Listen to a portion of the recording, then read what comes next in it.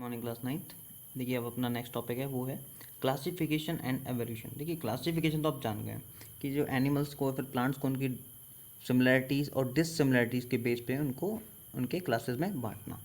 Evolution क्या होता है? एवोल्यूशन एक लॉन्ग टर्मल चेंज होता है, ठीक है, पूरी की पूरी स्पीसीज में, ठीक है, उसको हम बोलते हैं एवोल्यूशन, यानी कि long term change which is very slow in the species of particular animal और the plant, that is known as evolution.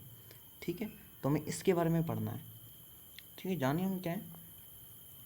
देखिए ये थोड़ी थ्योरी है, इसको आप एक बार खुद देखें, आपको थोड़ा थोड़ा मैं आइडिया दे देता हूँ। देखिए Charles Darwin first describe this idea of evolution in 1859 in his book the origin of the species. जो चार्ल्स डार्विन नाम के एक साइंटिस्ट थे जिन्होंने 1859 में एवोल्यूशन के बारे में बताया, किस बुक में? द ओरिजिन ऑफ स्पीसीज के बारे में। ठीक है, when we connect this idea of evolution to the classification, we will find some groups of organisms which have ancient body design that have not changed very much। ठीक है, जब इस theory को हम कुछ एनिमल्स में लगाते हैं तो देखने को मिलता है कि जो एंशियंट टाइम से जो बॉडी डिज़ाइन है वो अब के एनिमल्स में ऐसा कुछ डिफर नहीं मिला, लगभग लगभग सेम है। We will also find other groups of organism that have acquired their particular body designs relatively recently. Those in the first group are frequently referred as primitive or lower organism, while those in the second group are called advanced or the higher organism। ठीक है, फिर अगर हम थोड़ी आगे बढ़ते हैं तो हमें प्रिमिटिव और एडवांस ग्रुप देखने को मिलते हैं। प्रिमिटिव एक लोअर ग्रुप है और हायर और एडवांस एक हायर ग्रुप है। ठीक है, तो हमें इनके बारे में पढ़ना है। देखिए देखते हैं आगे। तो the hierarchy of classification groups, ठीक है, यानी क्लासिक ग्रुप्स की क्लासिफिकेशन का हायरार्की, यानी उनकी जो वंशानुगति कैसी रही, देखते हैं। यही आपका मेन है इसमें। बायोलॉजिस्ट, बायोलॉजिस्ट कौन होते हैं? जो जीव जंतुओं के बारे में स्टडी करते हैं। ठीक है, such as Ernest Haeckel, Robert Whittaker and Carl Lewis.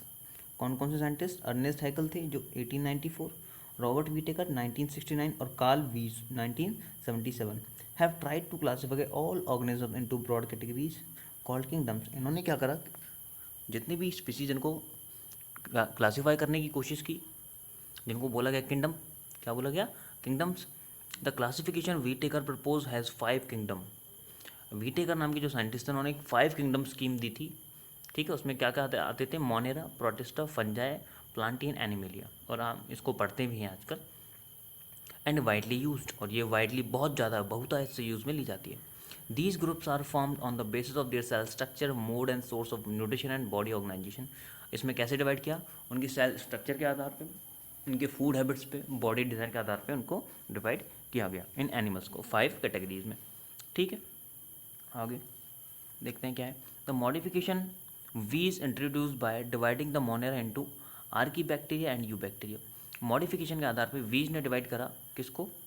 Monera को, किसमें? आर्की बैक्टीरिया में और यू बैक्टीरिया में। ठीक है, आगे further classification is done by sub the sub groups at various level as given in the following scheme. आगे फिर इनका डिवीजन और किया गया। देखिए kingdom, phylum, class, order, family, genus, species. देखिए ये क्या चीज़ें हैं, एक्चुअल में आपको समझ में तब आएंगी जब आप 11th-12th में किसी भी एनिमल का बॉटनिकल नेम, किसी भी प्लांट का बॉटनिकल नेम या फिर किसी एनिमल के जोलॉजिकल नेम की स्टडी करेंगे।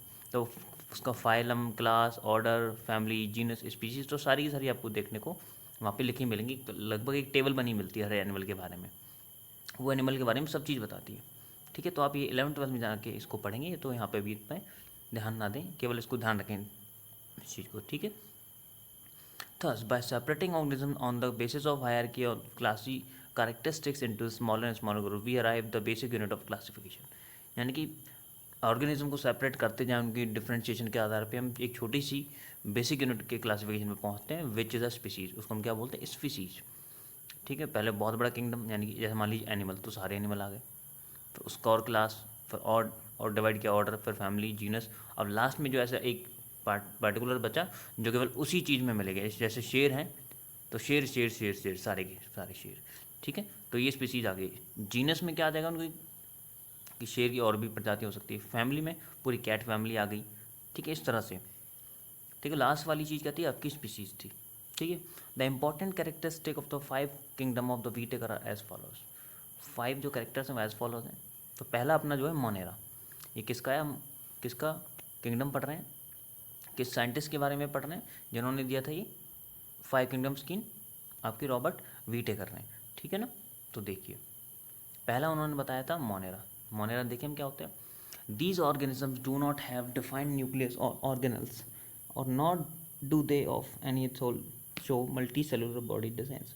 मोनेरा के जो एनिमल्स हैं वो किसी भी प्रकार के मल्टी सेलुलर ऑर्गेनिज्म नहीं होती हैं, डिफाइंड न्यूक्लियस और ऑर्गेनल्स नहीं पाए जाते इसके अंदर, यानी कि ये एक प्रकार की प्रोकैरियोटिक सेल होती है, ठीक है। किसी के पास तो सेल हो सकती है, किसी के पास नहीं होगी, ठीक है। आगे देखें, cell wall has very different effects on the body design का हेयर फ्रॉम हैविंग और नॉट हैविंग मल्टी सेल, और ये मैंने आपको बताते छोड़िए। हाँ, the mode of nutrition of the organism in this group can be either by synthesizing their own food autotrophic और getting it from the environment, यानी जो मोड ऑफ न्यूट्रिशन है वो ऑटोट्रॉप भी हो सकता है, एटोट्रॉपिक भी हो सकता है। दूसरी बात, these group include bacteria, blue green algae और साइनोबैक्टीरिया। इसमें क्या आते हैं, बैक्टीरिया आते हैं, ब्लू ग्रीन एल्गी आती है, माइकोप्लाज्मा वगैरह आते हैं, ये इसके अंदर हैं। दो इसके कुछ एग्जांपल हैं, देखिए एनाबीना और बैक्टीरिया।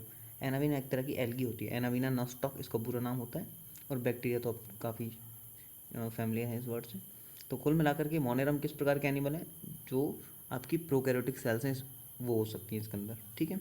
बैक्टीरिया वगैरह, साइनोबैक्टीरिया, ब्लू ग्रीन एल्गी वो इसके अंदर आते हैं। यानी कि जो बॉडी डिज़ाइन है वो मल्टी सेलुलर नहीं होती, अच्छी है। अगर मल्टी सेलुलर है भी तो वेल डिफाइंड नहीं होती, क्योंकि प्रोकैरियोटिक टाइप की बॉडी होती है, और प्रोकैरियोटिक टाइप की बॉडी होती है बहुत सिंपल टाइप की एक सेल होती है। इनके अंदर जो फूड प्रोसेस कैसा हो सकता है, या तो ऑटोट्रॉफिक या फिर हेटरोट्रॉफिक, ठीक है। अब हम आगे बढ़ते हैं प्रोटिस्टा की तरफ। देखें प्रोटिस्टा में क्या है, जितने भी आपके प्रोटोजोन्स हैं ना वो इसके अंदर आते हैं, देखते हैं। This group includes many kinds of unicellular eukaryotic organism, इसमें भी यूनिसेलुलर यूकैरियोटिक ऑर्गेनिज्म है। सम of these organism use appendages. Appendages क्या होता है, एक इनको बोल सकते हैं हम अवशिष्यंग टाइप में, ठीक है, such as hair like cilia, whip like flagella, movement around. तो अपेंडेजेस में क्या पाए जाते हैं, सीलिया पाए जाते हैं, विप लाइक स्ट्रक्चर पाई जाती है, जिसकी वजह से मूव करते हैं, किसी चीज़ से चिपक जाते हैं, ठीक है। Their mode of nutrition can be autotrophic और हेटरोट्रॉफिक। न्यूट्रिशन का मोड ऑटोट्रॉफिक भी हो सकता है, हेटरोट्रॉफिक भी हो सकता है। एग्जाम्पल्स हैं एल्गी, डायटम्स एंड प्रोटोजोन्स। देखिए डायग्राम दिख रहा है आपको, पैरामीशियम, ठीक है, अमीबा आ गया इसमें, न्यूक्लियर और यूग्लिना आ गया। यूग्लिना का में जो टेल है इसको फ्लैजिलम बोलते हैं, ठीक है। अभी आप देखिए, आप केवल दो की स्टडी करें, ठीक है ना, किसकी, दो की, क्योंकि अभी तक ये दोनों में प्रोकैरियोटिक सेल्स यूज़ में आ रही थी। कौन कौन से, मोनेरा में और प्रोटिस्टा में। जब जो बाकी तीन बच गए हैं उसको हम नेक्स्ट वीडियो में पढ़ेंगे। Thank you class.